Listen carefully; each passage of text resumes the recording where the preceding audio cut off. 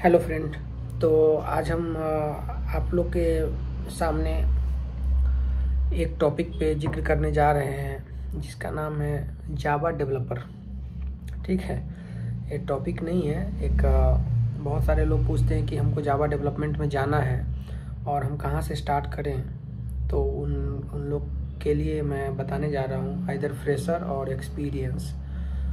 तो पहले आपको अगर जावा डेवलपर बनना है तो आपको मतलब स्टेप बाय स्टेप आपको तैयारी करना पड़ेगा, जिसमें हम पहला स्टार्ट करते हैं कि आपको पहले कोर जावा का आपको नॉलेज होना चाहिए और बहुत ही डीप नॉलेज होना चाहिए कोर जावा के हर एक टॉपिक का।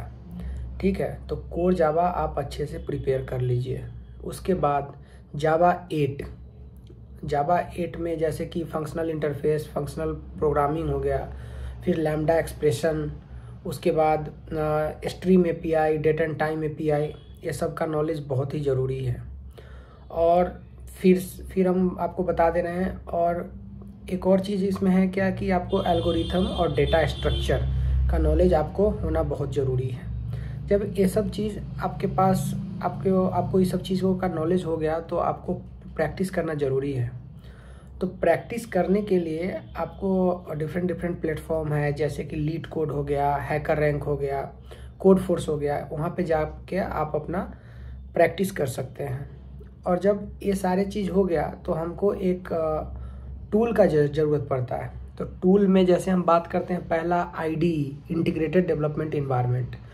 तो IDE में जैसे कि बहुत सारे IDE हैं, इक्लिप्स हो गया, इंटेलिजे आइडिया हो गया। मैं इंटेलिजे आइडिया यूज़ करता हूँ, तो मैं आप लोग को बोल रहा हूँ कि आप इंटेलिजे आइडिया यूज़ कीजिए। फिर जब IDE की बात हो गया, हम अपना कोड वहाँ पे जाके लिख लिए। फिर हमको क्या चाहिए, वर्जन कंट्रोल टूल चाहिए कोड को स्टोर करने के लिए। तो हमारे पास मार्केट में बहुत सारे वर्जन कंट्रोल टूल है, जैसे कि गिटहब हो गया, गिटलैब हो गया। आप अपने कोड को वहाँ पे कमिट कर सकते हैं और वहाँ पे स्टोर कर सकते हैं। ठीक है, जब वर्जन कंट्रोल टूल तक आपका प्रिपरेशन हो गया, फिर आपको बिल्ड टूल चाहिए। बिल्ड में आपका जैसे ग्रेडल है, मावन है, तो ये सारा टूल आप अच्छे से सीखिए। उसके बाद क्या होता है कि फ्रेमवर्क। ठीक है, तो फ्रेमवर्क में जैसे स्प्रिंग हो गया, स्प्रिंग बूट हो गया, हाइबरनेट हो गया, ये सारे फ्रेमवर्क आप अच्छे से सीख लीजिए। ठीक है, जब इतना तक हो गया फिर आपको आर्किटेक्चर के बारे में नॉलेज होना ज़रूरी है, जैसे माइक्रो सर्विसेज हो गया, तो उसको आप अच्छे से सीख लीजिए। फिर जब आपको देखिए, ये सब मैं स्टेप बाय स्टेप इसलिए बोल रहा हूँ कि कोई भी चीज़ को अगर आप स्टेप बाय स्टेप करते हैं तो उसका रिजल्ट अच्छा रहता है। ठीक है, आर्किटेक्चर अच्छे से, माइक्रो सर्विसेज आपने बहुत अच्छा नॉलेज ले लिया, बहुत अच्छे से सीख लिया। ठीक है, फिर हम आगे स्टेप की ओर बात करते हैं। DB, डेटाबेस का नॉलेज होना बहुत ज़रूरी है, जैसे कि MySQL हो गया, SQL सर्वर हो गया, ओरेकल हो गया। और NoSQL में आपको MongoDB है, रेडिस है, ये सारा चीज़ आपको सीखने की ज़रूरत है एक परफेक्ट जावा डेवलपर के लिए। फिर हम बात करते हैं कि फिर इसका नेक्स्ट फेज हो गया टेस्टिंग में आपको हम बात करते हैं यूनिट टेस्टिंग की। तो यूनिट टेस्टिंग करने के लिए आपको JUnit का नॉलेज होना बहुत ही ज़रूरी है। तो यहाँ तक आपने अपना यूनिट टेस्ट केस लिख लिया। फिर आपको कोड को डिबग करने के लिए, जैसे यूटिलिटी लाइब्रेरीज है मार्केट में, तो उसके लिए आपको log4j और जॉक्स एंड जेसन का नॉलेज होना ज़रूरी है। या फिर से आप एक गुआवा है वो सीख सकते हैं।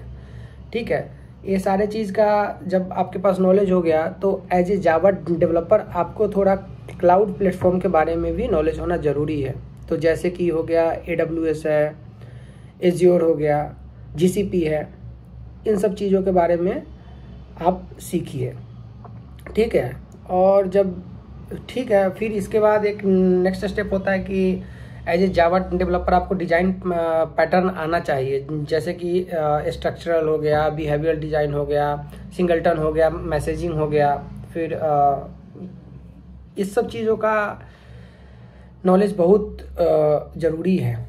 ठीक है, तो यही है स्टेप बाय स्टेप आप जाइए, ठीक है। स्टेप बाय स्टेप आप कोशिश कीजिए। यूट्यूब पे भी बहुत सारे चैनल है, हर एक के लिए, कोर जावा के लिए है, जावा 8 के लिए है, टूल्स के लिए है। जैसे मैंने बताया कि मायबेन हो गया, गिटहब हो गया, फिर ये डिजाइन पैटर्न के बारे में आप पढ़ना शुरू कर दीजिए।